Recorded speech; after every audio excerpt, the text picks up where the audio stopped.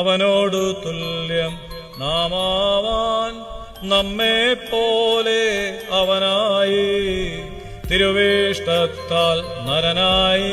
എന്തിന്? നമ്മെ തൻ പിതൃസുതരാക്കി റൂഹായോട് ചേർത്തിയിടാൻ അവൻ എന്ത് ചെയ്തു? വിശുദ്ധനായ പിതാക്കന്മാര് കർത്താവിന്റെ മനുഷ്യാവതാരത്തെ കുറിച്ച് പറഞ്ഞ് പാടി പാടി നമ്മളെ പഠിപ്പിക്കുന്ന പാട്ടാണ്. അത്തനാസ്യോസിന്റെ പ്രസിദ്ധമായ പാട്ടുകളും വരികളുമാണ്.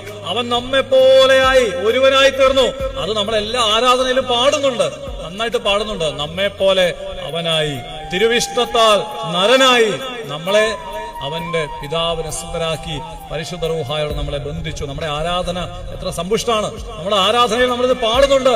ഈ തെയോസിസ് അല്ലെങ്കിൽ അവന്റെ മനുഷ്യാവതാരത്തെ കുറിച്ച്, നമ്മളെ ദൈവമാക്കി മാറ്റാൻ അവൻ നടത്തിയ കഷ്ടപ്പാടുകളെ കുറിച്ച് പിതാക്കന്മാര് പഠിപ്പിക്കുന്നുണ്ട്. അവിടുത്തെ വാക്ക് ശ്രദ്ധിക്കുക, അവൻ മനുഷ്യനായി എന്നാണ്. നോമ്പിൽ നമ്മൾ എന്തായി എന്നൊന്ന് ചിന്തിക്കുന്നത്